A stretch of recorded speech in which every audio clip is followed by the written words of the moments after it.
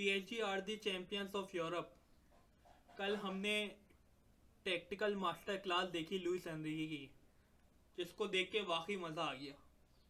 Inter जैसी team जिसने Barcelona के खिलाफ सेमीफाइनल में 7 गोल मारे, कल उनको खेलने नहीं दिया, 0 गोल।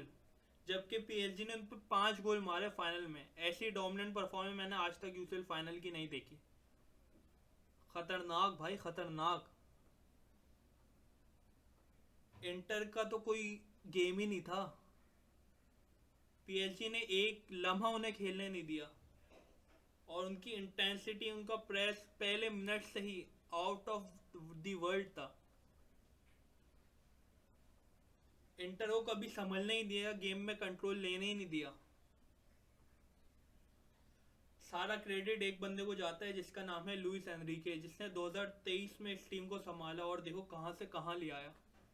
ये टीम ने पिछले सालों में इतना पैसा खर्च करा, इतने बड़े बड़े स्टार्स लिए हैं, लेकिन कोई कोच भी ये नहीं कर पाया। Finally Luis Enrique has done it, और उसने किया भी एक स्टाइल में कि सिर्फ यूएफए चैंपियंस लीग नहीं जीती, जबकि क्वाड्रपल जीता है। खतरनाक खतरनाक भाई। कल इंटर की सही कुटाई हुई है। इंटर वो टीम है जो बॉल कंट्रोल नहीं रखती। सारी टीमें दुनिया की चाहती हैं कि उनके पास बॉल का कंट्रोल हो, लेकिन इंटर बोलती है तुम बॉल रखो, हम तुम्हारी मिस्टेक्स पे कैपिटलाइज करेंगे और हम अटैक वहीं से करेंगे। लेकिन कल पीएसजी ने मिस्टेक्स ही नहीं करी, इंटर को दबोच रखा था।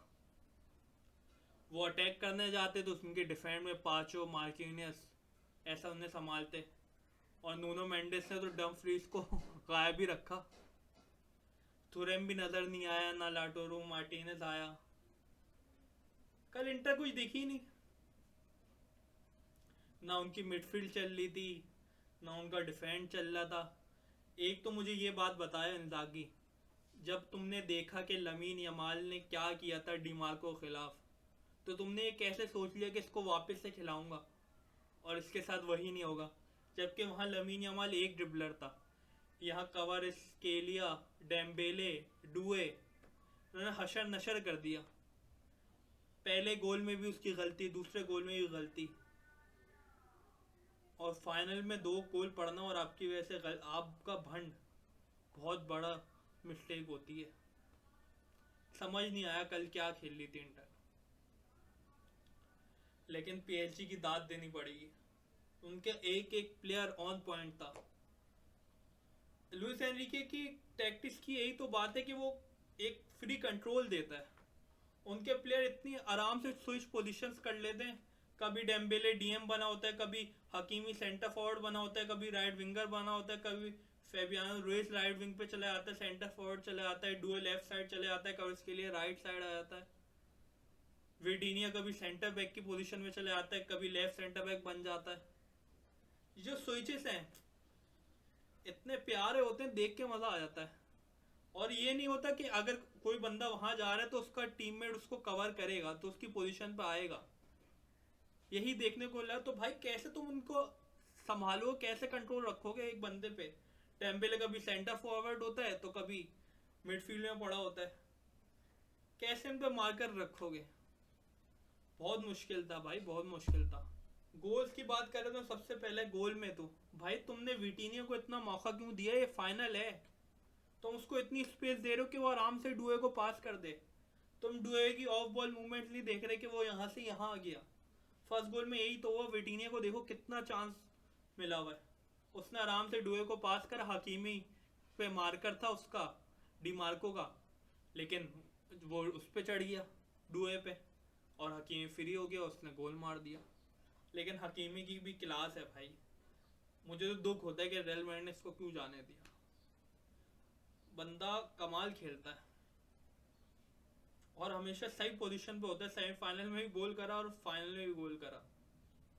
खैर उसने सेलिब्रेट नहीं करा, इंटर को कैसा लग रहा होगा, यहाँ कुछ सालों पहले यही हमारा प्लेयर था।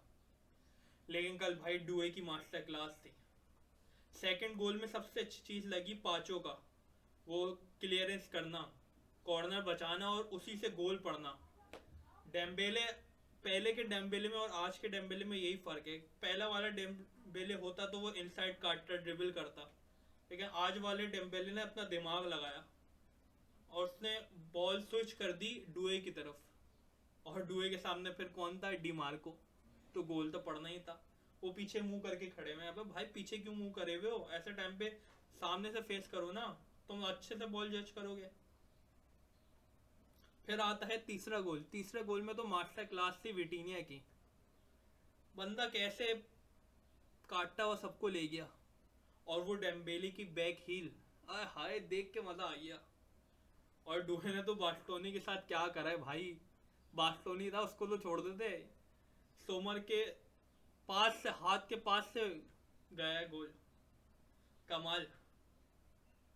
कवरस्केलिया कल हल्का था, थोड़ा हल्का खेल रहा था, लेकिन वो डिफेंड कर रहा था भाई। जाओ नेविस की डिफेंडिंग देखी थी 51 मिनट पे, शूट लेने गए, जाओ नेविस डिफेंड कर रहा है, कवरस्केलिया डिफेंड कर रहा है, फिर चौथा गोल भी मार दिया कवरस्केलिया ने। कमाल भाई कमाल। हमने कहा भाई 4 हो गए अब तो बख्श दो, पता चला बच्चा उतारा उसने ही पांचवा गोल मार दिया। एक तो बारकोला वो गोल मिस नहीं करता, बारकोला ने इतना अच्छा काटा, प्लेयर लेटा दिए और फिर फिनिशिंग हक दी। लेकिन भाई इस टीम को कमाल बना दिया, ये आने वाले टाइमों में बहुत सारे टाइटल जीतेगी। ये तो बस अभी शुरुआत है, one of the best team बन गई है, क्योंकि इनके एरर्स बहुत कम होते हैं। लोग बोले अगर यही बार्सिलोना होती तो अच्छा फाइनल होता, लेकिन मुझे नहीं लगता था कि बार्सिलोना भी इनके खिलाफ टिक पाती, क्योंकि कल पीएसजी का जो माइंडसेट था ना वो अलग ही था। देख रहा था वो जीतना है, 5 गोल मारने के बाद भी उनकी इंटेंसिटी कम नहीं हुई, वो उसी इंटेंसिटी से खेल रहे थे। इंटर का तो ऐसा लग रहा था पहले गोल के बाद से उन्होंने हार मान ली है। इंटर के टचेस लूज थे, ना कोई कंट्रोल लेने की कोशिश थी, एक दो हेडर से चांसेस बने वो भी बाहर मार दिए। चालनोलू, मिकेटेरियन सब गायब थे, ऐसे दबोच के रखा हुआ था कि उन्हें बैक से खेलना पड़ा था, और बैक पे उनकी पीएसजी की प्रेसिंग के सोमर को डायरेक्ट उड़ाना पड़ता था। उड़ाते थे वो, एरियल डुएल में भले से जीतते थे, लेकिन अगली बॉल वो छीन लेते थे पीएसजी वाले वापस। कमाल भाई कमाल। आई होप आप लोग को ये वीडियो पसंद आई होगी, अगर पसंद आई है तो भाई सब्सक्राइब करें,